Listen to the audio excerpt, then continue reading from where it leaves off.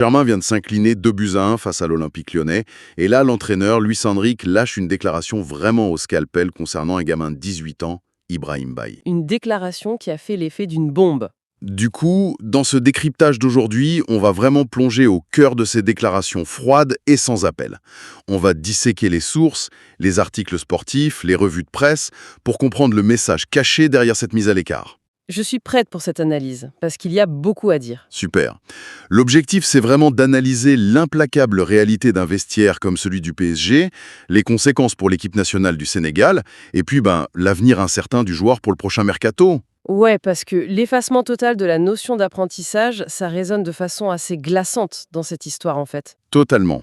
Alors, pour bien poser le décor de ce match, c'était la 30e journée de Ligue 1. Et c'est un début de match catastrophique pour Paris à domicile. Ah bah oui, début d'Endrick dès la 5e minute et de Moreira à la 18e pour l'OL. Ça pique tout de suite. Ça pique fort. Et on sentait vraiment la frustration parisienne sur le terrain. Il y a eu ce pénalty raté par Ramos, une attaque parisienne complètement muselée par les Lyonnais. Et le but de Kvaratskhelia à la toute dernière seconde, il ne change absolument rien au constat de la défaite. Non, ça sauve un peu l'honneur, mais c'est tout. Et dans ce contexte, il faut comprendre le choix de Luis Enrique de faire tourner son effectif. Parce qu'il sortait d'un déplacement en field contre Liverpool, et c'était d'une violence physique inouïe. C'est ça le truc. Le format du calendrier européen aujourd'hui, il impose une charge métabolique telle que les entraîneurs sont obligés de faire une gestion presque scientifique de la récupération. Donc, logiquement, rotation massive pour la réception de Lyon. Au coup d'envoi, sur le banc, on retrouve des stars, comme Marquinhos, Joao Neves, Kvaratskhelia, Dembélé. Du beau monde sur le banc, oui. Et sur le terrain, on a des titulaires comme Beraldo, Zabarni, et puis des jeunes comme Mayoulou ou Ramos. Et c'est là qu'est le mystère, en fait. Le mystère en bail, exactement. Parce que malgré ce turnover géant, Ibrahim Mbaye n'est même pas dans le groupe. Il n'est pas blessé, il n'est pas suspendu, c'est un choix purement sportif. Et c'est là que la porte semblait structurellement grande ouverte pour lui, tu vois. Son nom n'apparaît nulle part. Ouais, moi j'aime bien faire cette analogie.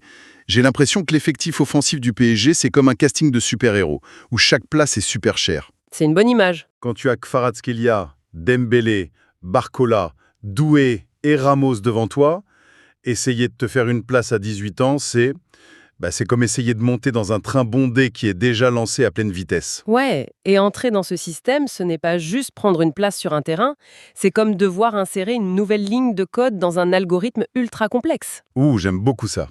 L'algorithme tactique de Luis Enrique. C'est ça en fait. L'algorithme est conçu avec des rouages millimétrés. Si la nouvelle ligne de code, donc le jeune joueur, hésite une milliseconde, si elle n'est pas synchronisée avec le reste, toute la machine déraille. Et le système recrache l'élément perturbateur immédiatement. Sans aucun état d'âme pour éviter le crash général. C'est la réalité du jeu de position d'Enrique. Ce qui nous amène directement à cette fameuse déclaration au scalpel. Je vais la relire parce qu'elle est vraiment forte. Vas-y. Il dit, je cite, « Chaque minute que tu peux jouer au PSG, elle doit être spéciale. Je n'ai aucun regret sur Mbappé, mais il faut être prêt. Il a été prêt, mais j'attends beaucoup plus de tous les joueurs. C'est simplement la concurrence. Il faut profiter de chaque minute. » Fin de citation. C'est lourd. Très lourd. Qu'est-ce qu'on lit entre les lignes là-dedans? D'abord, chaque minute doit être spéciale. Ça veut dire que l'indulgence n'existe pas. Le PSG ne tolère aucune médiocrité, même pour les jeunes. Mais du coup, il y a un paradoxe qui saute aux yeux. Il dit « il a été prêt, mais j'attends beaucoup plus ». Attends, n'est-ce pas hyper contradictoire pour un gamin de 18 ans? S'il est prêt, non? Non, justement. Au PSG, dans ce dictionnaire-là, être prêt, c'est juste le prérequis. Ça veut dire que le joueur a un bon comportement, qu'il est ponctuel, qu'il comprend les schémas tactiques. C'est le ticket d'entrée, quoi. C'est exactement ça, c'est le ticket d'entrée au vestiaire pro. Mais être spécial, c'est être exceptionnel sur le terrain. La bonne préparation ne suffit pas, il faut un impact clinique, immédiat. Donc la fin de la citation, il faut profiter de chaque minute, c'est en fait un reproche implicite. Tout à fait. C'est une façon de dire qu'Ibrahim Mbaye n'a pas eu l'impact nécessaire quand on lui a donné sa chance. Et les chiffres parlent d'eux-mêmes pour confirmer cette fracture sportive. Si on met les statistiques sur la table, depuis son retour de la Coupe d'Afrique des Nations, c'est un bilan vraiment squelettique. Vraiment très maigre, oui. On parle de seulement 191 minutes jouées sous Luis Enrique, avec seulement 2 petites titularisations. C'est 0 minutes contre Toulouse, 0 minutes lors des 2 matchs contre Liverpool. Et ce qui est terrible, c'est que le point de rupture ne se situe pas dans ses absences, mais bien lors d'un match où il a joué. Ah, le fameux match contre Strasbourg. Voilà. Ce soir-là, il est titulaire et il subit l'affront tactique d'être remplacé dès la mi-temps. Ouch. Être sorti à la pause sans être blessé, c'est violent pour un jeune joueur. C'est l'un des actes de management les plus lourds de sens dans le foot moderne. Ce n'est pas une simple réorganisation pour l'entraîneur, c'est un diagnostic d'échec en temps réel. Il a coupé la ligne de code défectueuse, pour reprendre ton analogie de tout à l'heure. C'est ça, le staff technique, lui, n'est pas pleinement convaincu parce que le joueur subit une surcharge cognitive face aux exigences du jeu de position. Ouais, ça illustre vraiment un truc triste. C'est que la vision romantique du football, l'histoire du Titi parisien, l'enfant du club, ça pèse absolument rien face aux exigences de résultats immédiats. Le romantisme est pulvérisé, oui. Le club ne peut pas s'offrir le luxe d'un sas de décompression pour la post-formation. C'est fou de se dire ça. Et du coup, cette onde de choc, elle ne s'arrête pas aux frontières de Paris ou de la France. L'effet domino va jusqu'à Dakar. Ah oui, la situation crée un vrai séisme pour l'équipe nationale du Sénégal. Les fameux Lions de la Teranga. Parce qu'il faut rappeler le profil du gars.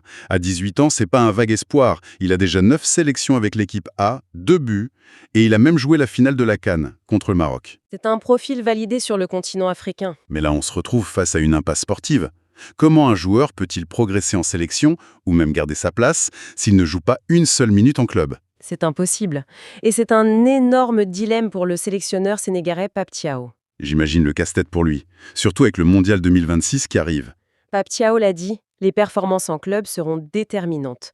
Le club exige une fiabilité machinale tous les 3 jours. La sélection s'appuie plus sur l'émotion et le talent brut sur des tournois courts. Ouais, mais la biologie humaine a ses limites. Tu peux pas avoir d'impact mental ou physique à la 85e minute d'un match international si tu passes tes week-ends dans les tribunes du Parc des Princes. Exactement. Le rythme de compétition, ça ne se simule pas à l'entraînement.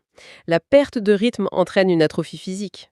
Donc si la mise au placard de Mbaye dure jusqu'à la fin de la saison, Thiaw va devoir faire un choix cornélien. Continuer de convoquer un pur talent sans aucun rythme ou prendre des joueurs peut-être un peu moins talentueux intrinsèquement, mais qui sont en pleine bourre physiquement. C'est souvent le choix de la raison qui l'emporte avant une Coupe du Monde. Malheureusement pour Mbaye, ce qui nous amène logiquement au tournant décisif, le prochain mercato estival. Le marché des transferts s'annonce explosif le concernant. Bah oui, parce que face à une impasse pareille, l'instinct de survie pousse à chercher des portes de sortie. Et selon les sources, le PSG envisage sérieusement un départ. Et ce qui est fascinant, c'est la valeur marchande du joueur. On parle d'un joueur estimé à 30 millions d'euros. 30 millions pour un gars qui a joué moins de 200 minutes depuis le mois de janvier, c'est vertigineux. C'est totalement déconnecté du temps de jeu immédiat, oui. Mais les clubs, et surtout les clubs anglais, recrutent sur la data biomécanique, sur la puissance d'accélération, pas juste sur la feuille de match du dimanche. C'est pour ça qu'on retrouve des prétendants sérieux comme Arsenal et Aston Villa à l'affût. Arsenal, particulièrement, a un modèle très différent. Ils savent intégrer les jeunes talents et absorber leurs erreurs tactiques initiales pour les faire grandir. C'est carrément l'opposé de la logique de perfection immédiate du PSG, en fait. Complètement. Et puis, il y a cette rumeur révélée par le journal L'Équipe, selon laquelle le joueur aurait déjà visité les installations de Manchester City en janvier. Alors, même si son entourage a démenti, une fuite comme ça ne sort jamais de nulle part. Non, ça prouve qu'il y a des manœuvres en coulisses et que l'esprit du joueur est peut-être déjà tourné vers d'autres horizons.